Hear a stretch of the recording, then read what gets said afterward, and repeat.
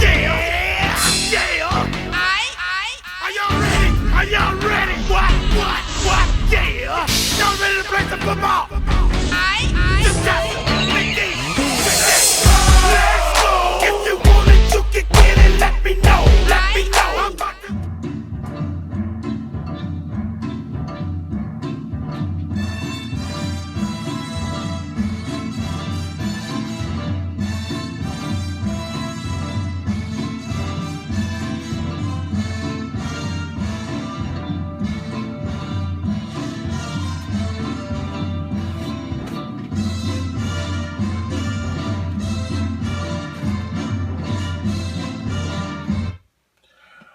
What's going on, people? LP2000 right back at you with another figure review, and today I'm going to be doing the X Plus 30cm Mechagodzilla 1974 from the cool film Godzilla vs. Mechagodzilla. And this is at request fellow collector and fellow friend of mine, Edwin Talavera. This is for you. Apparently, he's going to be getting one of these soon, so he asked me to do a review on this wonderful, awesome figure. So, let's get into the box right quick. You know how we do things around here. Let's put this down here. This is the original Japanese release. It was reissued by Diamond last year around January or late December of the previous year before that. And this is the box. Once again, wonderful artwork, cool artwork with the picture of the figure right here, as well as his face in the background, X Plus Garage toy, his massive name, Mechagodzilla, as well as the Japanese language title of the film, Godzilla vs. Mechagodzilla, or, let me just try this for the first time, Godzilla Tai Mechagodzilla 1974. I won't do that a lot in the future, but that's basically the Japanese language of the title. Beautiful artwork, as it normally is. The Diamond reissue had the same box with the same artwork, but it had a PX insignia right here or right here, signifying it was a Diamond reissue. That's pretty much it with the box. Legal jargon on the back. You know how it goes. So that's it with the box. Now, let's get into this wonderful, cool figure. Yes.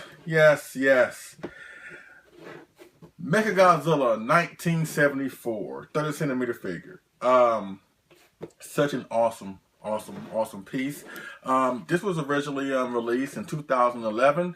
This is the standard. The Rick board came with a small mini aerodynamic flying Mechagodzilla, as he was like when he's flying. It came with a little mini version of that. The Diamond one had no Rick board extra at all. It's just a figure itself. And this really is a cool piece. They nailed it. It's just perfect. There was a 25cm Mechagodzilla 74 that had like a lower like a stance where he's like about to attack, use his missile attack. Then there was another Mechagodzilla 25cm, the secret base one, where he was in the hangar like this, going through repairs through a good part of the movie, with the packaging around it that had like brown coloring to it to simulate like he was underground at secret base. But this is by far, in my opinion, the best representation of Mechagodzilla 1974.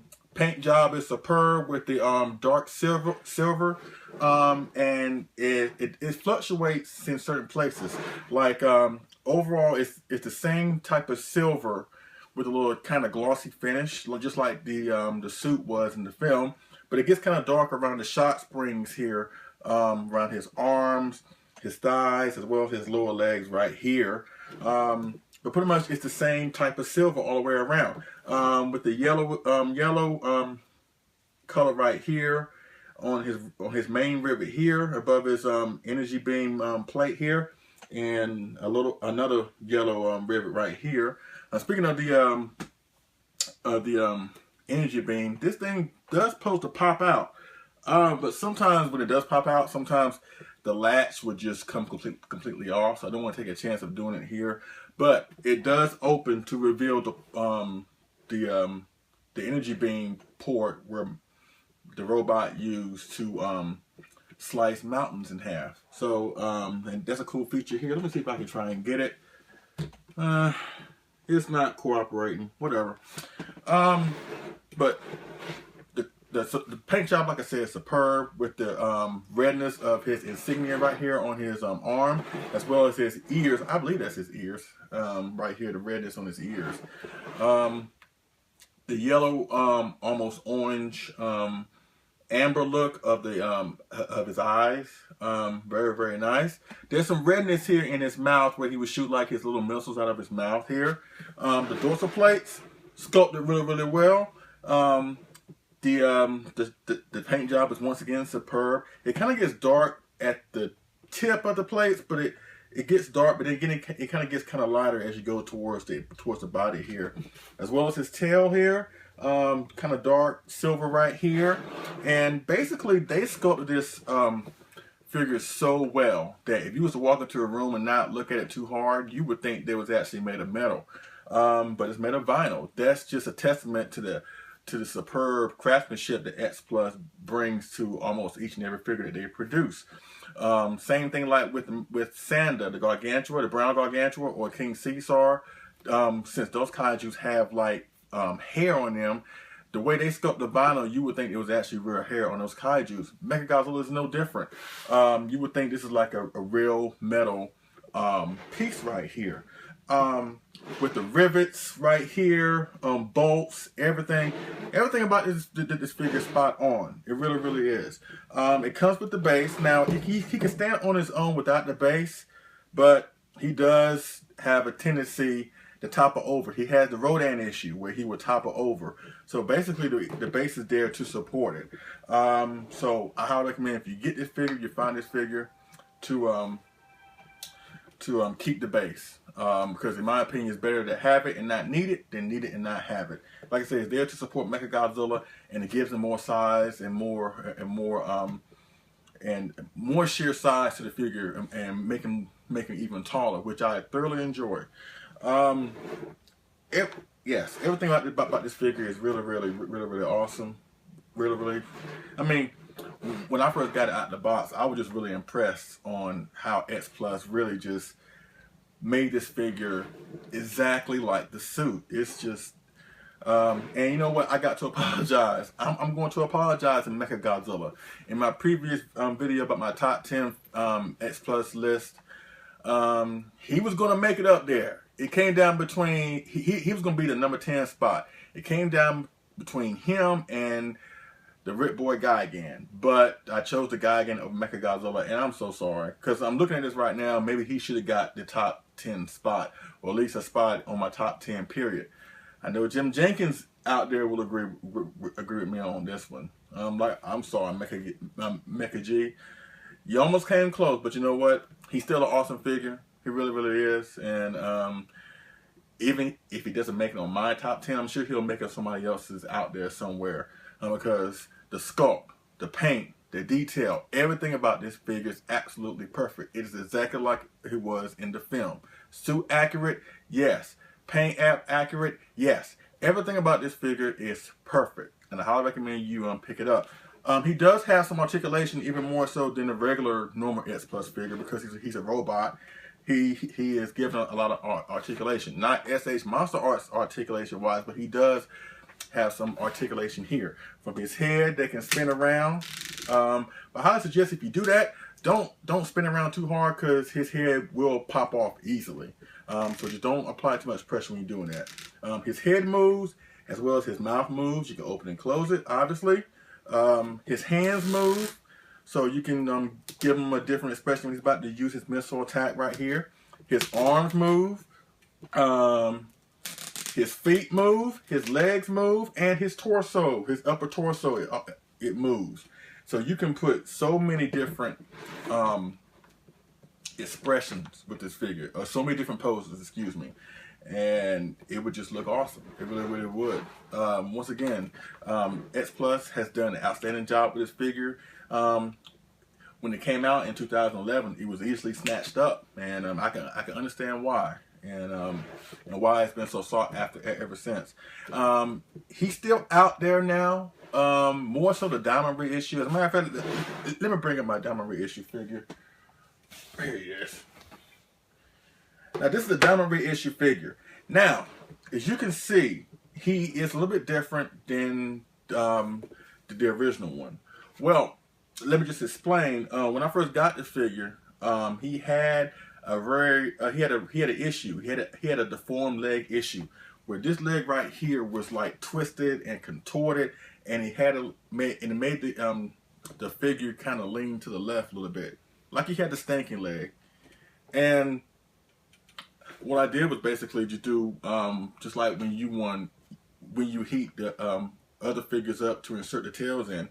I just heated the vinyl, reshaped it, then froze it, and then it maintained its new form here. And that's how I was able to make it stand on its own and correct the deformed leg issue. But I also painted it a little bit darker silver, kind of like the Mechagodzilla 1975, which was a darker, almost battle-weary look of the figure, or as well a battle-weary look on the suit itself. So I had it painted like that. Nothing against the diamond reissue, but you know, between the leg issue and plus the paint apps wasn't really on par with the original Japanese release, which is why I took the liberty of modifying it myself. I think I did a good job, you know. So that's why this one has a dark look, like I said, and this one has a more polished look. 'Cause that's how it was in the film. In the 74 film, he had a more new, polished, almost glossy look, like he just came out of the factory of being built.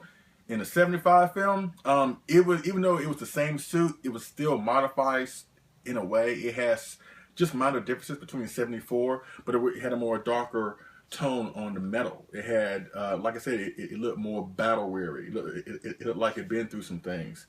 But I do enjoy them both. I really, really do. And like I said, he's out there, but you have to hunt for him. And you may have to spend some money to do so, because just like the original Japanese release, once the diamond reissue was released, people snatched them up real quick. So hopefully down the road you can get your hands on one, or just like, you know, you never know, X Plus could reissue him down the line. They've been known to do that, you know, reissue older figures, especially there's a demand for it. And I'm pretty sure there's demand for this figure. So hopefully X Plus will bring that to us down the line. So let me bring this out the way. And you know what? Let me just go and talk about the film and wrap this up. And let me bring in his Godzilla vs. Mechagodzilla's co-stars. Or at least two of them anyway. Godzilla and, here it is, King Caesar. King Caesar, here we go. And this is a Billiken Godzilla 1975 kit. Now, it's somewhat of the same suit of the 74. It was just different. Like the 75 is different from the 74. There were minor differences between the 75 suit of Godzilla as well to the 74 suit. And this is a 25 centimeter X Plus King Caesar. Once again, another great figure from X Plus. And I would have to say, this is like one of my favorite films of all time. As a matter of fact, it's my 5th favorite Godzilla film of all time. After disappointing ticket sales, or how Godzilla vs. Megalon, the previous film, didn't really do too well, and it wasn't really received with open arms, so to speak. Considering the next year, 1974, which was the 20th anniversary of Godzilla being unleashed upon the world, they decided to do something real serious and try to make up for those lost ticket sales, and especially after what Godzilla vs. Megalon was. I mean, it's a good film, especially to us hardcore fans, because we grew up watching the film, but from a box office standpoint, it didn't really do the franchise any favors. Enter 1974, and what better way to commemorate Godzilla's 20-year anniversary than to bring forth a kaiju, or bring forth a threat that is just like Godzilla himself. Unstoppable, brutal, vicious, absolutely just terrifying. And they struck gold with Mechagodzilla. It's just really just a fun film. Everything about that film, they threw so many wonderful things in that film. And it's just like I said, one of my favorite films of all time. And to this day, it's still universally praised. I don't come across a lot of people who say that they don't like the film, or this was bad, or that was bad within the film. mostly everybody that I come in contact with all have great things to say about this film, and rightfully so. I mean, everything about that film. I mean, from Godzilla showing up at the beginning to terrorize Japan, and then Anguirus shows up and fight, where you get a little mini Godzilla raised again moment. And of course, we all knew it was Mechagodzilla from the beginning. I mean, us true Godzilla fans knew what was up, because Godzilla didn't do his trademark roar, and then when he shows up at the oil refinery, he has a golden or yellowish atomic breath, not the trademark blue. Then, which leads to my other favorite scene of the movie, when the real Godzilla, the true Godzilla, shows up and fights the false Godzilla, and then Godzilla just rips away at his flesh even more so than what Anguirus did, and then which causes to Mechagodzilla to reveal his true self in a really, really awesome scene. And then the whole plot centering around King Caesar and the build up to his appearance, and then where all three monsters converge at the very, very end to have a showdown, a three-way showdown, is really, really, really, really awesome. And you know what? The saving grace, in my opinion, the thing that made that film work the most, Mechagodzilla. If Mechagodzilla wasn't the awesome, powerful, vicious cyborg that he was, the evil battle machine that he was, it wouldn't make the film as great and popular as it is, in my opinion. He's just an awesome kaiju, an awesome robot kaiju, and by far this is my favorite incarnation of Mechagodzilla. Nothing against the '93 or Kiryu, whatever. But the Showa ones, 74, as well as the 75, is where it's at for me. But from a performance aspect, I choose Mechagodzilla 1974 as the best representation of Mechagodzilla. Like I said, having those three monsters converge at the very, very end and in a three-way showdown was really, really, really, really awesome. And it really shows how powerful and unstoppable Mechagodzilla is. Because if you watch the film, if you watch the battle, of course the opposing kaijus, Anguirus, King Caesar, Godzilla, they do get a couple shots in, but mostly the majority of the fighting, the majority of the brutality was caused by Mechagodzilla.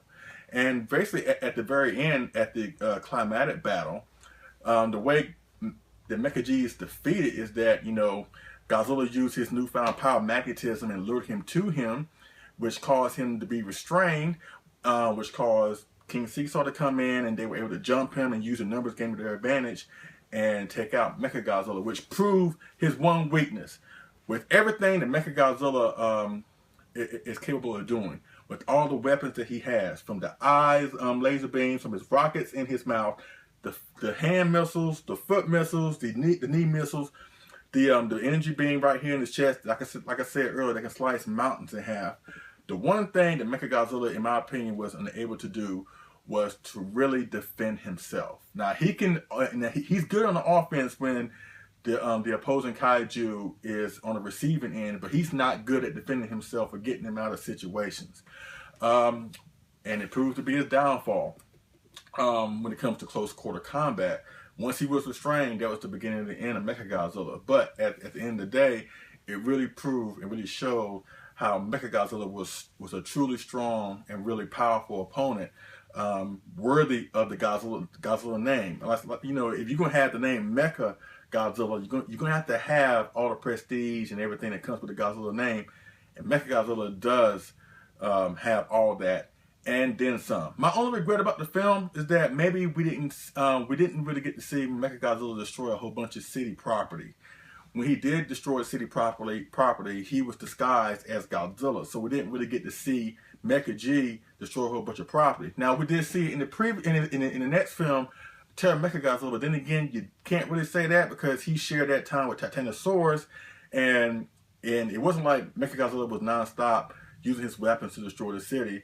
It would show him do a little bit, then it would cut the Titanosaurus do a little bit, then back to Mechagodzilla. But it didn't really show what Mechagodzilla could really, really, truly do in the city landscape. That's my only regret about the film. But other than that, really, really cool. Really, really awesome film. Like I said, he's worthy of the Godzilla name, and he's my favorite version of Mechagodzilla. And this is a very, very cool, awesome piece. Edwin Talavera, you're going to be in you're going to be in hog heaven once he arrives on your doorstep.